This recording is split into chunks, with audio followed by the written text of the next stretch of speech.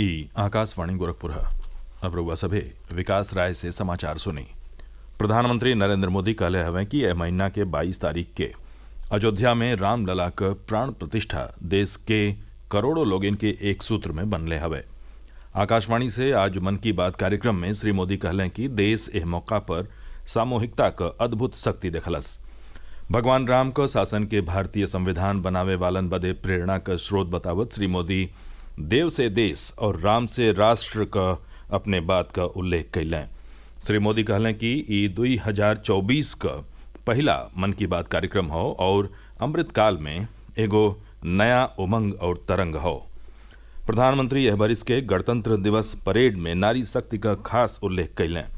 वहाँ के कहलें कि केंद्रीय सुरक्षा बलन और दिल्ली पुलिस के महिला टुकड़ियन के कर्तव्य पथ पर मार्च करत देख के पूरा देश गर्व से भरी उठल।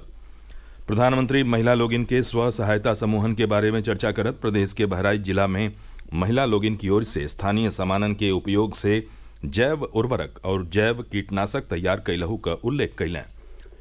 प्रधानमंत्री कुछ दिन पहले ही घोषित पद्म पुरस्कारन का जिक्र करत कहलें कि जमीन से जुड़ के समाज में बढ़न बदलाव लावे वाले कई लोगिन के पद्म सम्मान दिहल गयल हो। अंगदान के विषय पर प्रधानमंत्री कहलें कि हाल के बरिस में देश में 1000 से बेसी लोग मौत के बाद अंगदान कैलें। प्रधानमंत्री रेडियो के पूरा देश से जुड़े का सशक्त माध्यम बतौलें। वहाँ के कहलें कि सोशल मीडिया और इंटरनेट के समयों में एकर उपयोगिता बरकरार हो।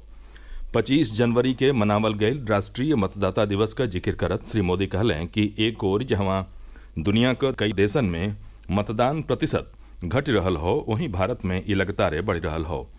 प्रधानमंत्री कहलें कि वो बिहने परीक्षा पे चर्चा कार्यक्रम के 7वां संस्करण का उत्सुकता से इंतजार कर रहल हमें। ये कार्यक्रम उन्हें विद्यार्थियों से बातचीत करे और परीक्षा से जुड़ल उनकर तनाव कम करे का मौका देला। प्रधानमंत्री स्वतंत्रता सेनानी पंजाब केसरी लाला लाजपत राय और फील्ड मार्शल KM करियप्पा के जयंती पर उन्हें याद कैलें। बनारस और बदायूं के साथ प्रदेश के कई जिलन में लोग सामूहिक रूप से प्रधानमंत्री का मन की बात कार्यक्रम के सुन लें। मुख्यमंत्री योगी आदित्यनाथ आज गोरखपुर महानगर का एगो इंटर कॉलेज में आयोजित कार्यक्रम में सफाई कर्मियन बदे ई-सेवा पोर्टल और 10 लाख लेकर दुर्घटना बीमा और कल्याण कोष का शुभारंभ कैलें। वहाँ के डोर टू डोर कचरा प्रबंधन बदे स्वच्छता गाड़ियन के हरियर झंडी दिखा के रवाना कैली। मुख्यमंत्री 116 करोड़ रुपया का लागत से बेसी का लोक कल्याणकारी परियोजनन का लोकार्पण और नई धैलें। यह मौका पर मुख्यमंत्री सफाई मित्रन का सम्मान कैलें और कहलें कि प्रदेश भर का सफाई कर्मी लोगिन के निम्न मानदेय उपलब्ध करावे का दिशा में ठोस कदम उठावल जा रहल हो। मुख्यमंत्री दीनदयाल उपाध्याय गोरखपुर विश्वविद्यालय में दोपहरिया बाद स्वामी विवेकानंद युवा सशक्तिकरण की ओर से विद्यार्थियन के स्मार्टफोन और टैबलेटों बटलें। अयोध्या में श्री रामलला विराजमान का प्राण प्रतिष्ठा के बाद काल संझा पहली बेर गोरखपुर पहुंचले पर लोगिन की ओर से मुख्यमंत्री के काफिला पर फूल बरसा के स्वागत कैल गये। आज सवेरे जनता दर्शन में मुख्यमंत्री लोगिन का समस्या सुनलें और उनके जुरते निदान का निर्देश दिहलें। प्रधानमंत्री नरेंद्र मोदी नई दिल्ली में सर्वोच्च न्यायालय का हीरक जयंती समारोह के मौका पर नागरिक केंद्रित सूचना और प्रौद्योगिकी पहल का शुरुआत कैले हवें। एवं digital supreme court report, digital court का दूसरा फेरा और सर्वोच्च न्यायालय का नया वेबसाइट शामिल हो।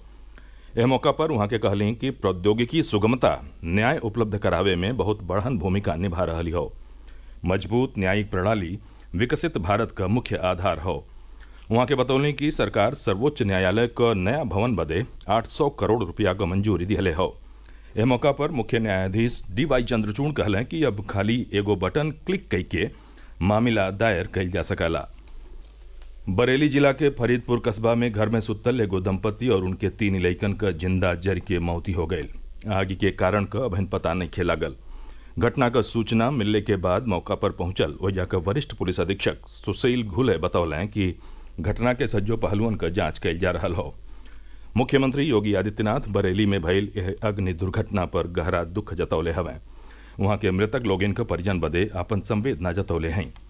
प्रदेश के कई जिलन में आज भिन्नहियों अबेर ले घना कुहेसा के नाते जनजीवन अस्त व्यस्त रहल। दिन में गोरखपुर और आसपास के जिलन में हल्लुका है घाम निकलल, बाकी गलन बरकरार हो। ठंडी के देखी के गोरखपुर और कुशीनगर का जिलाधिकारी कक्षा 1 से 8 लेकर स्कूलन में 30 जनवरी ले पढ़ाई लिखाई का कार्य बंद रखे का निर्देश दिले हवें। मौसम विज्ञान विभाग आवे वाला दिनन में ठंडी से मामूली राहत का संकेत दिले हो। हालांकि सवेरे संझा कुहेसा और शीतलहरी से अभिन कुछ दिन ले राहत नहीं मिली। समाचार पूरा भइल। नमस्कार।